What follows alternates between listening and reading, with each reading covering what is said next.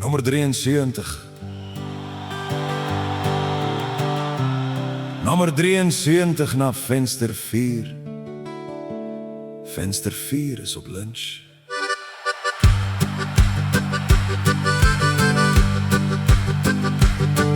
Dis vroegdag in die donker en ek staan in die ry voor binnelandse sake om my paspoort te kom kry.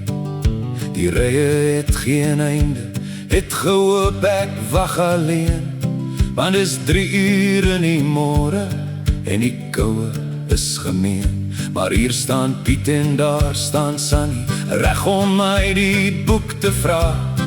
Kossie soek tog net 'n afskrif vir sy erg bejaarde pa. Good luck! Want dis home affairs, en dis hoe dit hier werk. Come early, leave much later als een swart pen gemerk. Want is home affairs, en jy moet mooi verstaan. Jy gaan vir 3 dae wag voor jy huis toe gaan. En die wind kou deur my moue en die tannie wil net praat. En ek sluk skelm aan my whisky en word nie eens meer kwaad.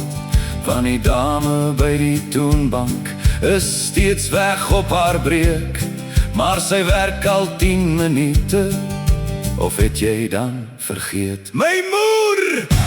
Want is home affairs, en jy moet toch net weet, jou papierwerk is verlore, hulle die verkeerde file weer beet.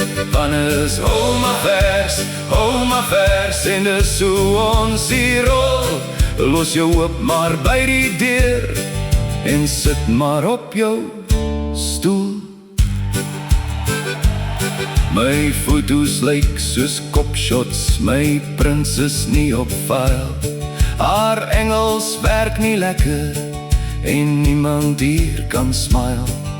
Die stoele is 'n rampgebied, kan jou dalk Ebola gee. Die kalender teen die muur sê dis nou Maart 1902. Die vensters is weer stukkend, die heaters is op vol blaas. Dis so warm soos die hel en almal wil uitpas. Die vloere ken geen mop nie, die toilets is gesluit. Die printer wil nie werk nie, die netwerk is weer uit. Want is home affairs, en alles is offline. As iemand vra, how are you? Dan sê jy maar net fine. Want kla en kerm help nie in hierdie paradys van ons, waar alles altyd regloop, mits jy dit net los. Next!